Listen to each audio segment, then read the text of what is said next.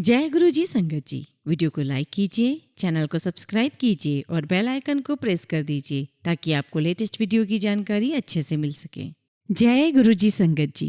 गुरु जी का अनंतम अनंतम शुक्राना। गुरु जी के श्री चरणों में कोटि कोटि प्रणाम और प्यारी प्यारी संगत को जय गुरु जी। संगत जी, आप सभी गुरु जी पर श्रद्धा रखते हैं, पूर्ण विश्वास रखते हैं और इसी इंतजार में हैं कि कब गुरु जी की कृपा बरसेगी, कब आपकी बारी आएगी, है ना संगत जी। संगत जी, आपकी बारी जल्द ही आएगी और जल्दी आए इसलिए गुरुजी ने हम सबको सत्संग में लगाया है। बस पूरा समर्पण कर दीजिए। आप खुद सत्संग शेयर करके हमें अपनी ब्लेसिंग्स बताएंगे, ये मेरा पूरा यकीन है। आज के सत्संग में भी संगत की संपूर्ण श्रद्धा और समर्पण ने गुरुजी की कृपा का पात्र बनाया और उनकी परेशानियों से बाहर निकाला। संगत जी, इससे पहले हम सत्संग शुरू करें, आपसे विनती है आप सब अपने सत्संग सुंदर लिखावट में हिंदी में हमें ईमेल आईडी और व्हाट्सएप पर भेजें। संगत जी, हम आपके सत्संगों का बेसब्री से इंतजार कर रहे हैं। इस यात्रा को रोकना नहीं है, इन ब्लेसिंग्स को अपने तक सीमित नहीं रखना है, हर घर घर तक पहुंचनी चाहिए ब्लेसिंग्स। ये गुरुजी का आशीर्वाद है, ये गुरुजी की कृपा है, गुरुजी का आदेश है। गुरुजी हमेशा अपनी संगतों को एक ही सत्संग बार बार सुनाने के लिए बोला करते थे, तो आपको तो सिर्फ एक ही बार अपना सत्संग सुनाना है, तो अपने आप को रोकिए नहीं और सत्संग जल्दी से जल्दी शेयर करें ताकि घर घर आपका सत्संग पहुंचे।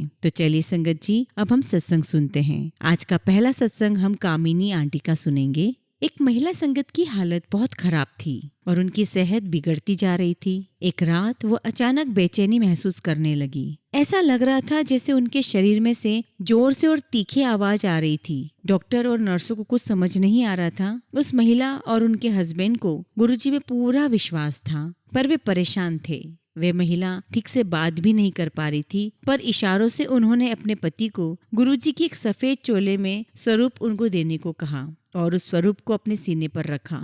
और फिर वो कहती है कि गुरुजी के निर्देश अनुसार उनकी एक पीले चोले में स्वरूप अपने हृदय पे रखो। तब तक किसी डॉक्टर को यह समझ नहीं आया था कि उन महिला का हृदय ठीक से काम नहीं कर रहा था, लेकिन गुरुजी उन महिला की रक्षा के लिए पहुंच गए थे। उन महिला को सांस लेने के साधन पर डाला गया और उनके इको और ईसीजी टेस्ट कराए गए, जिनसे पता चला कि उनका हृदय बहुत खराब हालत में था। जरूर गुरुजी ने ही डॉक्टर्स को निर्देशन किया होगा, क्योंकि जितने दिन वह महिला हॉस्पिटल में रही थी, डॉक्टर उनका रोग का निर्णय कर ही नहीं पा रहे थे। कुछ समय बाद वह अपने आप सांस ले पा रही थी और गुरुजी की कृपा से एक हफ्ते के अंदर वह डिस्चार्ज भी हो गई। डिस्चार्ज से पहले उन महिला को एहसास हुआ कि गुरुजी के सफेद चोले में जो स्वरूप था वो मिल नहीं रहा था। उन्होंने लॉन्ड्री विभाग में भी पता किया, पर वे भी कुछ नहीं जानते थे। वो महिला बहुत परेशान हो गई, पर घर तो उनको जाना ही था। अगली सुबह जब वो उठी तो उनको ऐसा लगा जैसे उनकी पीठ पर कुछ चिपका हुआ था। वह गुरुजी का स्वरूप था। गुरुजी की कृपा तो देखिए, हॉस्पिटल में नर्सों ने उनके कपड़े बदले थे, घर आकर उन महिला ने अपने कपड़े बदले, फिर भी गुरुजी का स्वरूप किसी को नजर नहीं आया था। अपनी संगत के साथ ऐसे रहकर गुरुजी ने जरूर उनका कल्याण ही किया होगा। गुरुजी हम सबसे प्यार करते हैं, हमें बस पूरे समर्पण के साथ उनके द्वार पर जाकर दरवाजा खटखटाना होता है और वे हमारी रक्षा के लिए पहुंच जाते हैं। लव यू गुरुजी। संगत जी, अब हम अगला सत्संग महेंद्र अंकल का सुनेंगे। हम गुरुजी के पास 13 साल पहले फरवरी 1995 में आए थे।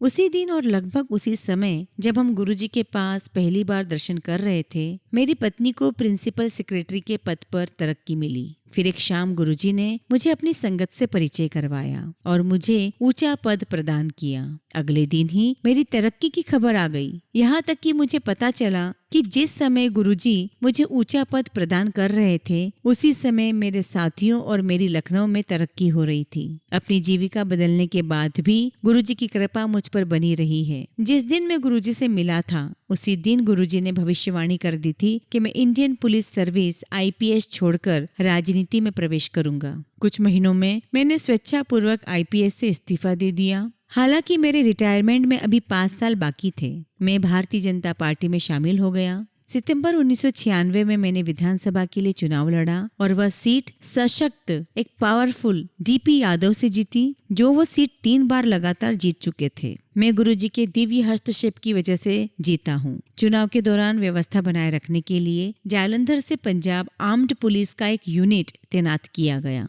मेरे विरोधी के गुंडों को दूर रखा गया और मेरे मतदाता बिना किसी दबाव के वोट दे पाए। मेरा ये पक्का विश्वास है कि गुरुजी के अदृश्य आदेश ने मेरे विरोधियों को चुनाव में हेराफेरी करने से रोका, परंतु हमने शक्तिशाली अधिकारियों की दुश्मनी मोल ले ली। किंतु गुरुजी की कृपा ने हमें बहुत ही मुश्किल समय से निकाल लिया। उनके आशीर्वाद ने हमें संभाला और हमने अपनी लड़ाई जारी रखी और अभी तक हमारे दुश्मन कामयाब नहीं हुए हैं। एक दिन जलंधर में कृपालु गुरुजी ने अपने आशीर्वाद से मेरी कोलेस्ट्रॉल की समस्या भी दूर कर दी। मुझे हाई ट्राइग्लिसराइड लिपिड प्रोफाइल था, पर अगले दिन कराए गए टेस्ट में वह संख्या 125 तक नीचे आ गई थी। एक महीने पहले वह लगभग 400 थी। मेरे परिवार के सदस्यों को, खासकर मेरी 3 बेटियां जो होशियार छात्राएं हैं, गुरुजी के दिव्यता में पूरी आस्था है। गुरुजी के आशीर्वाद से वे अपने लिए जो भी लक्ष्य निर्धारित करती है उसे हासिल कर लेती है। हम सब गुरुजी के और भगवान के बहुत आभारी हैं और हम सदा उनका आशीर्वाद प्राप्त करते रहें, ऐसी हम गुरुजी से विनती करते हैं। जय गुरुजी।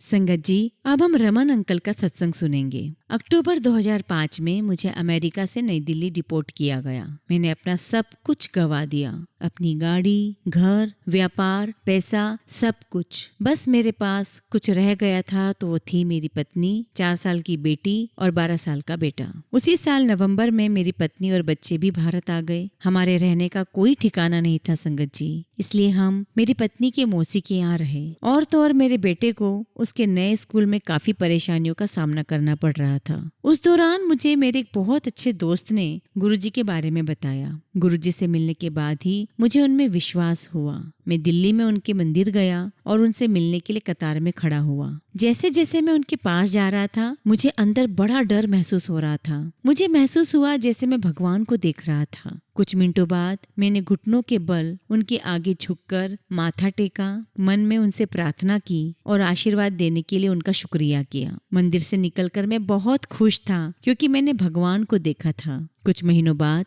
मेरी पत्नी की मौसी ने भी गुरुजी के बारे में सुना और मेरी पत्नी ने उनसे गुरुजी के दर्शन करने के लिए कहा। मौसी ने मेरी पत्नी को बताया कि उन्होंने सपना देखा था कि मेरी पत्नी और बच्चे एक सुंदर घर में रह रहे थे। मेरी पत्नी बहुत खुश हुई और उसने मौसी से कहा कि काश ऐसा सच हो जाए। दिन गुजरते गए और साल 2007 आया। मैं चाहता था कि मेरी पत्नी अमेरिका वापस जाकर मेरे वीजा की प्रोसेसिंग कराए। मैंने अपनी पत्नी और बच्चों की टिकटें कराई और वे वापस अमेरिका चले गए। मैं गुरुजी से प्रार्थना करता रहा, पर साथ ही हनुमान जी से भी। फिर एक दिन मुझे गुरुजी का सपना आया। उन्होंने मुझसे पूछा कि मैं हनुमान जी से क्यों प्रार्थना कर रहा था। वह मेरे साथ यहाँ हैं। मैंने गुरुजी में सारे भगवान देखे, दुर्गा माता, राम जी, हनुमान जी, शिव जी, सब। मैं बहुत खुश हुआ। ये दर्शन कम से कम संगत जी 5 मिनट तक चलते रहे। इस सपने के बीच बीच में खलल आती रही, पर वो वापस सपना टूटकर फिर से स्टार्ट हो जाता था। फिर मेरे जीजाजी को गले का कैंसर हुआ। मैं इस बात को लेकर परेशान हो गया। एक दिन मैं हॉस्पिटल में अपने जीजाजी के साथ बैठा हुआ था और मेरी नजर जमीन पर थी। जैसे ही मैंने ऊपर देखा, मुझे एक बहुत चमकदार सफेद रोशनी दिखी। जब मैंने रोशनी की ओर देखने की कोशिश की तो मुझे मुस्कुराते हुए गुरुजी अपने साथ बैठे हुए दिखे। यह उनकी महासमाधि लेने के बाद की बात है। मैं धन्य हो गया। मेरे जीजाजी काफी बेहतर महसूस करने लगे और हम घर लौट आए। मुझे बताया गया है कि सिर्फ 2 ही व्यक्ति हैं जिन्हें गुरुजी ने सारे भगवानों के दर्शन दिए हैं। उनमें से एक मैं हूँ और दूसरी है मेरे एक बहुत अच्छे दोस्त मनोज की बहन। मैं बस इतना जानता हूँ कि गुरुजी भगवान हैं। गुरुजी, हम सब हाथ जोड़कर विनती करते हैं कि हम सब पर ऐसे ही कृपा बनाए रखिए, हम सबका बेड़ा पार लगाइए गुरुजी। ओम नमः शिवाय। शिवजी सदा सहाय। ओम नमः शिवाय। गुरुजी सदा सहाय। जय गुरुजी। शुक्राना गुरुजी।